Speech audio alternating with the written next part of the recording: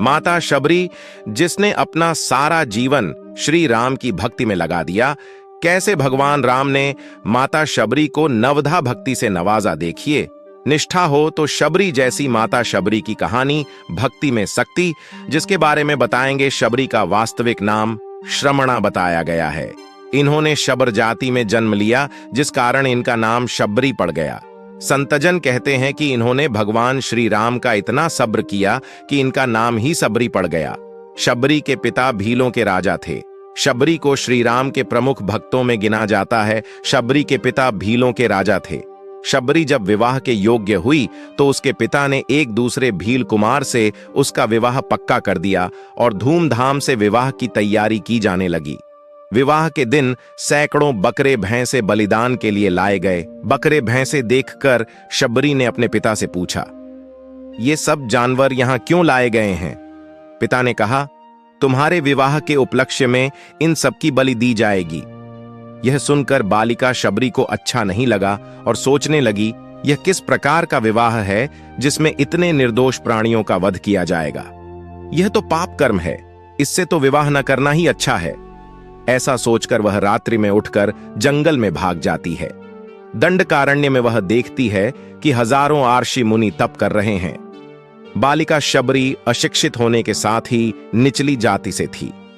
वह समझ नहीं पा रही थीं कि किस तरह वह इन आर्षि मुनियों के बीच यहां जंगल में रहे, जबकि मुझे तो भजन, ध्यान आदि कुछ भी नहीं आता। लेकिन शबरी का हृदय पवित्र था और उसमें प्रभु के लिए सच्ची चाह थी, जिसके होने से सभी गुण स्वतः ही आ जाते हैं। वह रात्रि में जल्दी उठकर जिधर से आर्षि निकलते उस रास्ते को नदी तक साफ करती, कंकर पत्थर हटाती ताकि ऋषियों के पैर सुरक्षित रहे। फिर वह जंगल की सूखी लकड़ियां बटोरती और उन्हें अर्षियों के यज्ञ स्थल पर रख देती। इस प्रकार वह गुप्त रूप से अर्षियों की सेवा करती थी। शबरी और गुरु मतंग आर्षि, इन सब कार्यों को वह इतनी तत्परता से छिपकर करती कि कोई आर्षि देख न ले। यह कार्य वह कई वर्षों तक करती रही। अंत में मतंग आर्षि ने उस पर कृपा की। जब मतंग आर्षि मृत्युशैया पर थे, तब उनके वियोग से ही शबरी व्याकुल हो गई। महर्षि ने उसे निकट बुलाकर समझाया, बेटी, धैर्य से कष्ट सहन करती हुई साधना में लगी रहना। प्रभु राम एक दिन तेरी कुटिया में अवश्य आएंगे। प्रभु की दृष्टि में कोई दीनहीन और अस्पृश्य नहीं है। वे तो भाव के भूखे हैं और अंतर की प्रीति पर रीझते हैं। महर्षि की मृत्यु के बाद शबरी अकेली ही अपनी कुटिया में रहती और प्रभु राम का स्मरण करती रहती थी। राम के आने की बाँट जोहती शबरी प्रतिदिन कुटिया को इस तरह साफ करती थीं कि आज राम आएंगे। साथ ही रोज ताजे फल लाकर रखती कि प्रभु राम आएंगे तो उन्हें मैं यह फल खिलाऊंगी। श्री राम जी शबरी जी के आश्रम में पधारे। शबरी जी ने श्री रामचंद्र जी को घर में आए देखा। तब मुनि मतंग जी के वचनों को याद करके उनका मन प्रसन्न हो गया।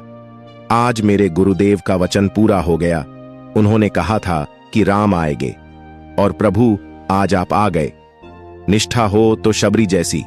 बस गुरु ने एक बार बोल दिया कि राम आएंगे और विश्वास हो गया। हमें भगवान इसलिए नहीं मिलते क्योंकि हमें अपने गुरु के वचनों पर भरोसा ही नहीं होता। जब शबरी ने श्री राम को देखा तो आंखों से आंसू बहने लगे और चरणों से लिपट गई है। मुंह से कुछ बोल भी नहीं पा रही है, चरणों में शीश नवा रही है। फिर शबरी ने दोनों भाइयों राम लक्ष्मण जी के चरण धोए हैं, कुटिया के अंदर गई है और बेर लाई है। वैसे रामचरितमानस में कंद मूल लिखा हुआ है, लेकिन संतों ने कहा कि शबरी ने तो राम जी को बेर ही खिलाए। शबरी एक बेर उठती है, उसे छकती है। बेर मीठा निकलता है तो राम जी को देती है, अगर बेर खट्टा होता है तो फेंक देती है। भगवान राम एक शब्द भी नहीं बोले कि मैया क्या कर रही है, तू बेर खिला रही है। भगवान प्रेम में डूबे हुए हैं, बिना कुछ बोले बेर खा रहे हैं। मां एकटक राम जी को निहार रही है। भगवान ने बड्ढे प्रेम से बेर खाए और बार बार प्रशंसा की है। उसके बाद शबरी हाथ जोड़कर खड़ी हो गई। शबरी बोली कि प्रभु मैं किस प्रकार आपकी स्तुति करूं। मैं नीच जाति की और अत्यंत मूढ़ बुद्धि हूं, जो अधम से भी अधम हैं। स्त्रियां उनमें भी अत्यंत अधम हैं और उनमें भी है पापनाशन। मैं मंदबुद्धि हूं। भगवान राम मां की ये बात सुन नहीं पाए और बीच में ही रोक दिया। भगवान कहते हैं, मां मैं केवल एक भक्ति का ही नाता मानता हूं। जाति पांति कुल धर्म बढ़ाई धन बल कुटुंब गुण और चतुरता, इन सब के होने पर भी यदि इंसान भक्ति न करे तो वह ऐसा लगता है जैसे जलहीन बादल शोभाहीन दिखाई पड़ता है। जाति पांति कुल धर्म बढ़ाई धन बल परिजन गुण चतुराई, भक्तिहीन नर सोही कैसा, बिनु जल बारिद देखिया जैसा। मां मैं तुम्हें अपनी 9 प्रकार की भक्ति के ज्ञान देता हूं, जिसे भक्ति कहते हैं नवधा भक्ति। देखिए, भगवान मां को भक्ति के बारे में बताने से पहले भी कह सकते थे कि मां आपके अंदर सभी प्रकार की भक्ति है, लेकिन राम जानते थे अगर मैंने पहले बोल दिया तो मां मुझे बीच में ही रोक देगी और कहेगी बेटा मेरी बधाई नहीं, सब आपकी कृपा का फल है। इसलिए भगवान ने पहले भक्ति के बारे में बताया और बाद में मां को कहा आपके अंदर सब प्रकार की भक्ति है। तभी तो दोस्तों कहते हैं भक्ति में शक्ति। ये थी माता शबरी की भक्ति, जो भगवान राम उनकी कुटिया में आए और उनको नवधा भक्ति का ज्ञान दिया। हमारे वीडियो अगर आपको अच्छी लगी हो तो कमेंट में जय श्री राम अवश्य लिखें और हमारे चैनल को लाइक एंड सब्सक्राइब अवश्य करें।